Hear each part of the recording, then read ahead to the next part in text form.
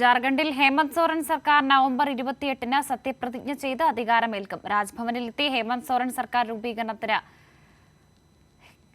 അവകാശമുന്നയിച്ചു. റാഞ്ചിയിൽ ഇന്ത്യ സഖ്യ നേതാക്കളുടെ യോഗത്തിന് ശേഷമായിരുന്നു പ്രഖ്യാപനം. നാലാം തവണയാണ് ഹേമന്ത് സോറൻ ജാർഖണ്ഡിന്റെ മുഖ്യമന്ത്രിയായി സത്യപ്രതിജ്ഞ ചെയ്യുന്നത്. ചൊവ്വാഴ്ച പ്രൗഢഗംഭീരമായ ചടങ്ങിൽ JMM സർക്കാർ അധികാരമേൽക്കും. റാഞ്ചിയിൽ ചേർന്ന ഇന്ത്യ സഖ്യ നേതാക്കളുടെ യോഗത്തിന് ശേഷമാണ് തീരുമാനം. ഗവർണറെ കണ്ട് മന്ത്രിസഭാ രൂപീകരണത്തിന് അവകാശവാദം ഉന്നയിച്ചതായി ഹേമന്ത് സോറൻ അറിയിച്ചു. क्रम में हमारे साथ कांग्रेस प्रभारी भी हमारे साथ रहे, RJD के प्रभारी भी हमारे साथ रहे, वाम दल के भी प्रभारी हम लोगों के साथ रहे और हम लोगों ने अपने पूरे विधायकों का समर्थन भी इनको सौंपा है. अगली कार्रवाई की हम अब तैयारी में लगेंगे. സത്യപ്രതിജ്ഞാ ചടങ്ങിൽ രാഹുൽ ഗാന്ധിയും അരവിന്ദ് കെജ്രിവാൾ അടക്കം ഇന്ത്യ സഖ്യ നേതാക്കളും പങ്കെടുത്തേക്കും.